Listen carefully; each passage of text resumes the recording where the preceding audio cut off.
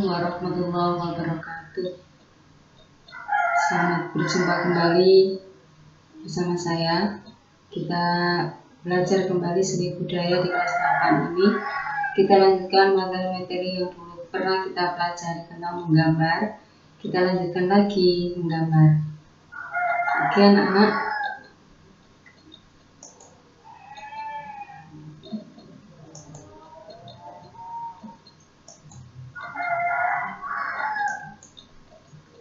Pertama kita awali dengan menggambar model.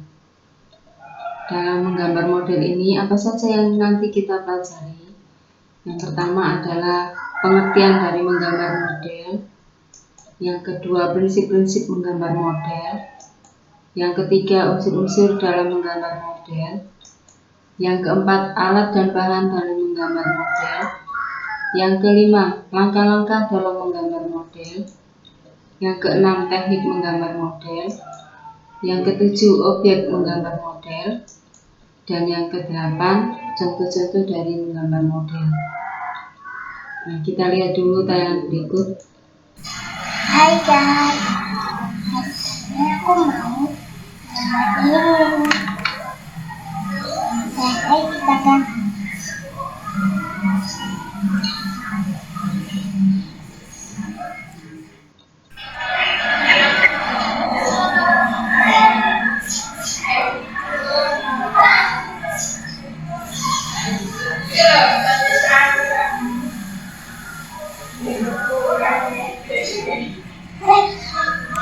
Ini dia.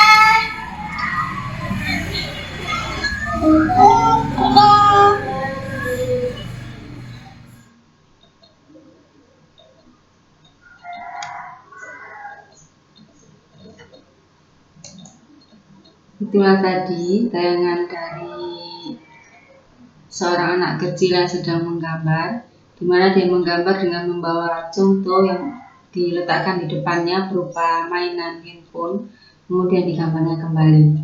Itulah salah satu contoh bagaimana kita mengetahui apa itu menggambar model.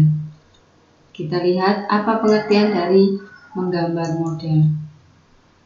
Menggambar model merupakan kegiatan menggambar dengan menentukan objek gambar berupa objek 3 dimensi yang digambar atau direkam di atas bidang 2 dimensi dengan ketentuan, kemiripan, atau ketepatan bentuk dan warna.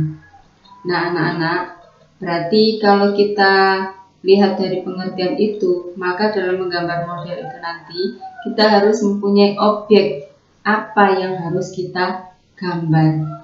Kalau kita mau menggambar HP, maka HP harus diletakkan di depan kita dan kita gambar. Atau mungkin kita mau menggambar gelas, maka kita harus membawa gelas itu kita letakkan di depan kita, kemudian kita gambar. Itu namanya menggambar model. Atau kalau kita mau menggambar hewan, kita pilih hewan apa? Misalnya kucing, maka kita ambil kucing dan kita gambar. Berarti modelnya adalah kucing. Nah, itu namanya menggambar model. Kita lanjutkan dari prinsip menggambar model. Yang pertama harus ada komposisinya. Artinya, susunan atau tata letak objek gambar yang satu dengan objek lainnya sehingga memiliki satu kesatuan bentuk yang harmonis.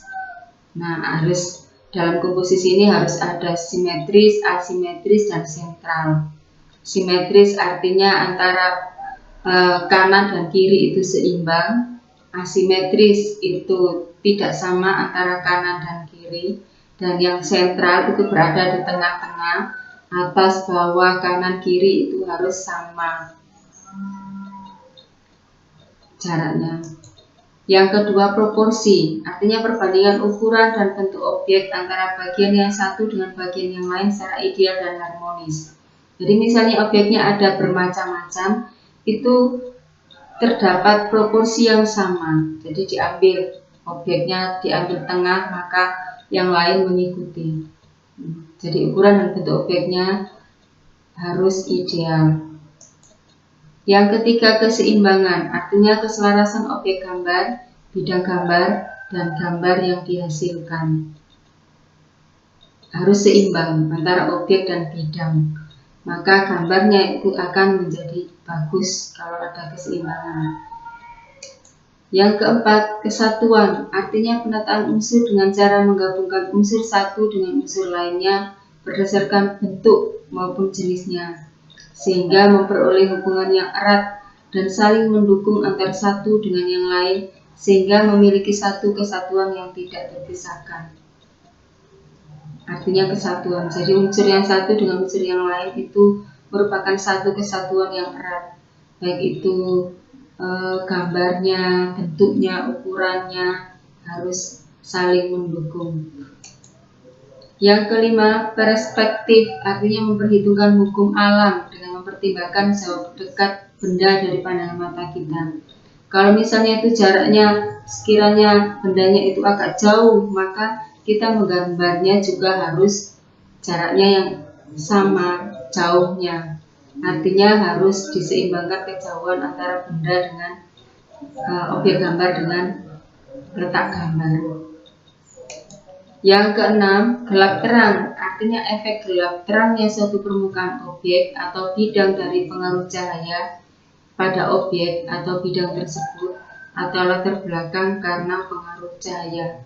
Jadi gambar yang biasanya terkena sinar cahaya itu gambarnya akan lebih terang, sehingga di belakang cahaya gambarnya juga akan berwarna gelap.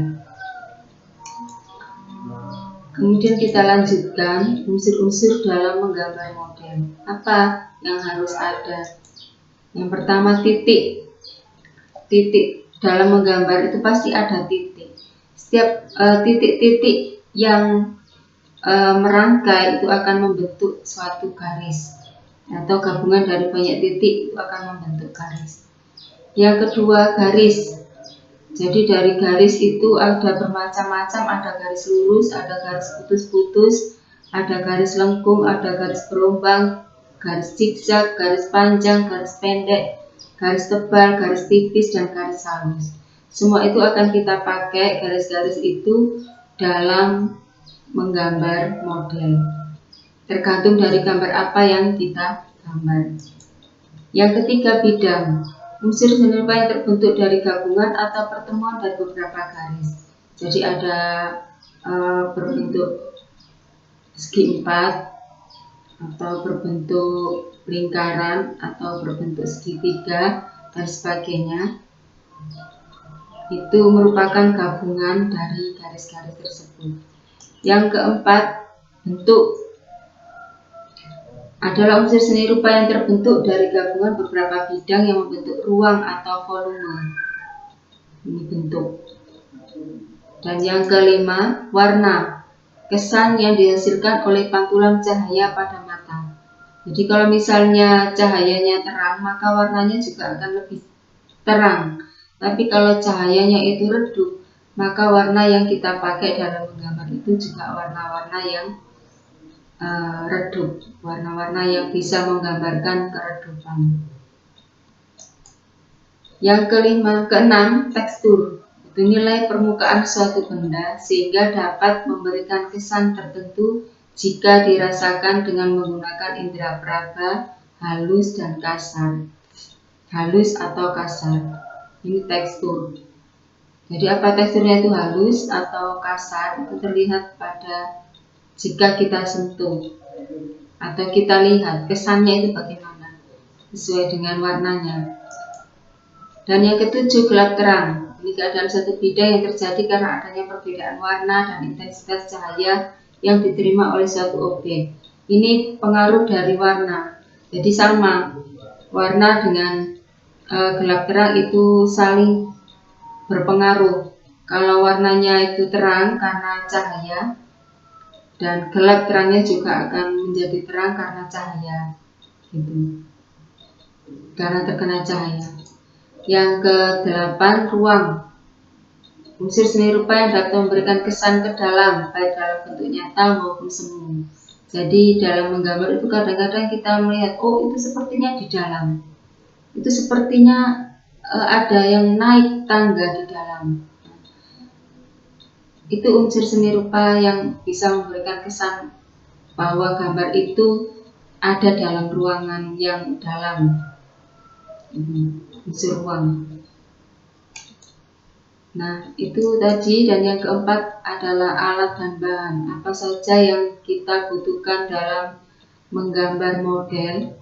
Yang pertama pensil, yang kedua penghapus, yang ketiga kertas, yang keempat pensil warna, yang kelima krayon, yang keenam cat air,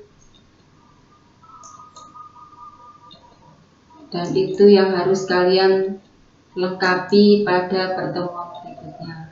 Jangan lupa dibaca kembali apa yang sudah saya jelaskan tadi, dan untuk pertemuan yang akan datang kalian harus menyiapkan semua alat dan bahan untuk praktek menggambar di rumah. Oke? Saya akhiri, selamat belajar, dan wassalamualaikum warahmatullahi wabarakatuh.